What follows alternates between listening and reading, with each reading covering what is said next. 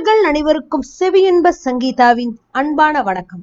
சிவகாமி சபதத்தின் பாகம் 3 23ஆம் அத்தியாயம் அபய பிரதானம். இப்போ போன அத்தியாயத்துல என்ன பார்த்தோம் ஞாபகம் இருக்கா? சிவகாமியும் ஆயனரும் கோட்டை வாசலுக்கு வெளியில எப்படியோ ஒரு சுரங்க வழியா தப்பி வெளியில வந்துட்டாங்க. எதேச்சியா வாதாபி வீரர்கள்ட்ட மாட்டிக்கிட்டாங்க. அப்புறம் சிற்பியெல்லாம் கை காலை உடைக்க சொல்லிட்டாரு, பொண்ணுங்களெல்லாம் எடுத்துட்டு கூட்டிட்டு வர சொல்லிட்டாரு அப்படின்னு தளபதி சசாங்கன் சொல்றான். சிவகாமிக்கு மயக்கம் வந்துருச்சு. அவ திருப்பி ஞாபகம் வந்து தன் சுயநினைவு வந்து அவ சுத்தி முத்தி பார்க்கும்போது அவளை யாரோ இழுத்துட்டு போற மாதிரி தெரியுது. பார்த்தா திடீர்னு காட்டுக்குள்ள அந்த புதர்ல இருந்து நாகநந்தி வெளியில வர்றதை பார்த்தோன்னு நாகநந்தி காலில் போய் விழுந்து என்னை காப்பாத்துங்க காப்பாத்துங்கன்னு கதறா இல்லையா? இப்போ என்ன நடக்குதுன்னு பாப்போமா? சிவகாமி, மெய்யாவே நீதானா, இல்லைன்னா என் கண்கள் தான் என்னை ஏமாத்துதா அப்படின்னு நாகநந்தியடிகள் ஒரு போலியான அவநம்பிக்கையோட கேட்கிறார். அடிகளே, நான் தான் அனாதை சிவகாமி தான், இந்த ஏழை சிற்பியோட பொண்ணை தயவு செய்து காப்பாத்துங்க சுவாமி. அப்படி சொல்லாதம்மா, நீயா அனாத, நீயா ஏழை? பல்லவ ராஜ்யத்தின் குமார சக்கரவர்த்தி மாமல்ல பிரபுவின் காதலுக்குரிய பாக்கியசாலி இல்ல நீ? மண்டலாதிபதியான மகேந்திர பல்லவரோட மருமகளா போற பொண்ணு இல்ல நீ? சுவாமி, என் மேல பழி தீர்த்துக்க இதானா சமயம்? நீங்க தயவு செஞ்சு உங்களை வேண்டி கேட்டுக்கிறேன், என்னை காப்பாத்தணும் அப்படின்னு கதர்றா சிவகாமி.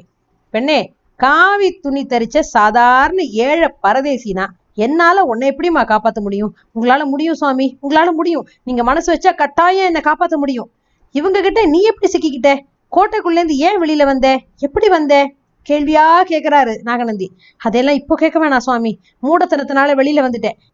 என் அப்பாவுக்கு நானே யமனா வந்துட்டேன். தயவு செய்து நான் எக்கேடாவது கெட்டு கூட போனாலும் பரவாயில்ல, அப்பாவை காப்பாத்துக்க சுவாமி. உங்க அப்பா எங்கம்மா? அவருக்கு என்ன ஆபத்து வந்திருக்கு அப்படின்னு புத்த பிக்ஷு கேக்குறாரு. ஐயோ, இவங்களை கேளுங்க, அப்பா எங்கன்னு இவங்களை கேளுங்க. கொஞ்சம் முன்னாடி ஏதோ பயங்கரமான வார்த்தையெல்லாம் என் காதுல விழுந்தது. அதோ அந்த குதிரை மேல இருக்காரே, அவர் தான் ஏதேதோ சொன்னாரு. சீக்கிரம் கேளுங்க சுவாமி, ஆயனர் எங்கேன்னு இவங்களை கேளுங்க சுவாமி. இப்படி சிவகாமி சொல்லி கதறிட்டு இருக்கும் போதே கொஞ்சம் பின்னாடி குதிரை மேல உட்கார்ந்திருந்தபடி அந்த கீழே நடந்த காட்சியெல்லாம் பார்த்துக்கிட்டு இருந்த தளபதி சசாங்கன் குதிரையை அப்படியே செலுத்திக்கிட்டு அவங்க பக்கத்துல வரான். புத்தம் சரணம் கச்சாமி அப்படின்னு நாகநந்தியை பார்த்து ஒரு பரிகாச குரல்ல சொல்றான். வாதாபி சக்கரவர்த்தி கிட்ட நாகநந்தி பிக்ஷுவுக்கு இருந்த செல்வாக்க நினைச்சு அவனுக்கு ரொம்ப ஒரு பொறாம இருந்தது. நிறைய பேருக்கு அந்த பொறாம இருந்தது, அதுல தளபதி சசாங்கனும் ஒருத்தன். புத்தம் சரணம் கச்சாமி அப்படின்னு நாகநந்தி கடுகடுத்த குரல்ல சொல்லிட்டு, நாகநந்தி பிக்ஷுவே, திடீர்னு இங்க எப்படி முளைச்சிங்க? நாகம் இத்தனை நாளும் எந்த வலையில ஒளிஞ்சுகிட்டு இருந்தது, இப்போ ஏன் வெளியில தலை காட்டுது அப்படின்னு தளபதி சசாங்கன் கேக்குறான். அப்படி கேட்கிறவங்க எல்லாம் நடுங்கிற மாதிரியான ஒரு நாகப்பாம்போட சீரல் சத்தம் அப்போ திடீர்னு கேக்குது.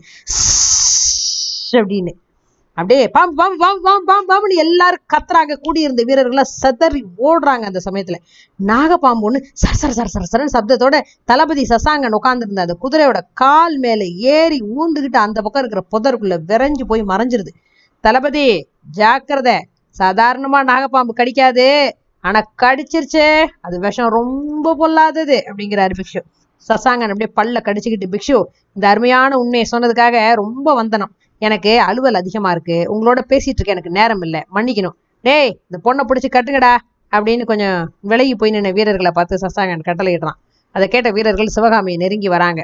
தளபதி, தென்னாட்டோட புகழ்பெற்ற நடன கலைவாணியை சிறை பிடித்தது உங்களோட அதிர்ஷ்டம்தான்.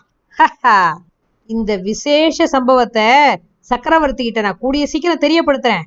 ஓஹோ, அப்படின்னா பிக்ஷுவும் வாதாபியை நோக்கி தான் பிரயாணம் கிளம்பி இருக்கிறது மாதிரி தெரியுது. ஆம் சசாங்கரே, ஆனா சக்கரவர்த்தி கிட்ட இந்த விசேஷ செய்தியை தெரிவிக்கிறதுக்கு வாதாபி வரைக்கும் நான் போக வேண்டியதில்லை. கொஞ்சம் முன்னாடி இந்த காட்டோட இன்னொரு புறத்துல சக்கரவர்த்தியை பார்த்தேன். பொய் பொய், சக்கரவர்த்தி இந்நேரம் வடபெண்ணக்கரையை அடைஞ்சிருப்பாரு. பொய்யும் மெய்யும் விரைவிலே தெரியும் தளபதி.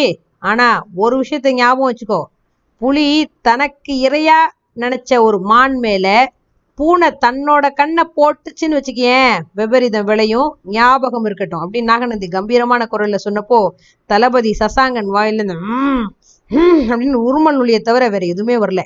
அப்புறம் நாகநந்தி சிவகாமையை பார்த்து, பெண்ணே, நான் சொல்றத கவனமா கேளு. அது மாதிரி நடந்து கொண்டா உனக்கு ஒரு அபாயமும் வராது.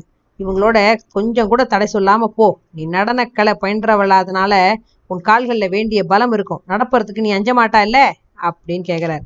இது வரைக்கும் சசாங்கனுக்கும் நாகநந்திக்கும் நடந்த சம்பாஷணைய கவனிச்சுக்கிட்டே இருந்து கற்சிலை மாறி அசையாம நின்றுகிட்டு இருந்த சிவகாமி சட்டுன்னு உணர்வு வர பெற்றவளாட்டம், சுவாமி, என்னை பத்தி எனக்கு ஒரு கவலையும் இல்லை. இந்த பாவியினால உங்க சிநேகிதர் ஆயனர் பெரிய அபாயத்துக்கு உள்ளாயிட்டார். ஐயோ, அவரை காப்பாத்துங்க அப்படின்னு கதறா. உடனே நாகநந்தி பிக்ஷு, தளபதி, இந்த பெண்ணோட அப்பா எங்க அப்படின்னு கேட்டோடனே சசாங்கன் ஒரு போற சிரிப்பு சிரிச்சுக்கிட்டே, ஆஹா, உங்களுக்கு அது தெரியணுமா, சொல்றேன். பல்லவ நாட்டுல இருக்க சிற்பிகள் எல்லாம் ஒரு காலையும் ஒரு கையையும் வெட்டி போட சொல்லி சக்கரவர்த்தியோட கட்டளை. இவளோட அப்பா பெரிய மகா சிற்பி இல்ல, அதனால அவருக்கு தனி மரியாதை செய்யறதுக்காக 2 கையையும் 2 காலையும் வெட்டி போட சொல்லிட்டேன். அதோ தெரியுற அந்த பாறை மேல கொண்டு போய் அங்க சுத்து பக்கத்துல எல்லாம் தெரியும்படியா காலையும் கையும் வெட்டி கீழே உருட்டி விட சொல்லியிருக்கேன். காஞ்சி கோட்டை மதுல இருந்து பாக்குறவங்க எல்லாருக்கும் தெரியும்படியா இந்த காரியத்தை செய்யணும்னு பாறை உச்சிக்கு கொண்டு போக சொல்லிட்டேன் அப்படிங்கிறான் சசாங்கன். சொல்லிட்டான் பயங்கரமா ஒரு சிரிப்பு சிரிச்சான். சசாங்கன் பேசுற வரைக்கும் அவனோட முகத்தையே உத்து பார்த்துக்கிட்டு இருந்த சிவகாமி அவன் பேசி முடிச்சோடனே அப்படியே சொல்ல முடியாத ஒரு பயங்கரமும் வேதனையும் நிறைஞ்ச கண்களால நாகநந்தியை பார்த்து, அடிகளே அப்படின்னு கதறா. அப்போ நாகநந்தி, பெண்ணே, என் வார்த்தையில நம்பிக்கை வையே, உங்க அப்பாவை நான் காப்பாத்துறேன், மன நிம்மதியோட நீ இவங்களோட போ அப்படிங்கிறாரு. அப்போ சசாங்கன், பிக்ஷு, வாதாபி சக்கரவர்த்தியோட கட்டளைக்கு குறுக்க நிக்கிறவங்களுக்கு என்ன தண்டனைன்னு தெரியும்ல, அது உங்களுக்கும் ஞாபகம் இருக்கட்டும் அப்படின்னு சொல்லிட்டு சிவகாமியை பார்த்து, பெண்ணே, இந்த பிக்ஷு உனக்கு சொன்ன புத்திமதி நல்ல புத்திமதி தான். அதன் பிரகாரம் தடை ஒன்னும் சொல்லாம எங்களோட வந்துடு அப்படின்னு சொல்லி கூட்டிட்டு போறான். இப்போ மேற்கொண்டு என்ன நடக்க போகுது?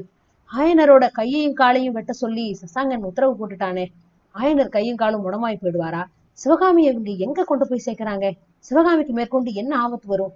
இது எதுவுமே தெரியாத மாமல்லர் மேற்கொண்டு இதான் தெரிஞ்சா என்ன நடவடிக்கை எடுப்பாரு? ரொம்ப பரபரப்பாவும் பயங்கரமாவும் சிவகாமியின் சபதம் போயிட்டு இருக்குல்ல. மேற்கொண்டு என்ன நடக்குதுங்கிறத அடுத்த அத்தியாயத்துல கேட்டு தெரிஞ்சுக்குவோமா?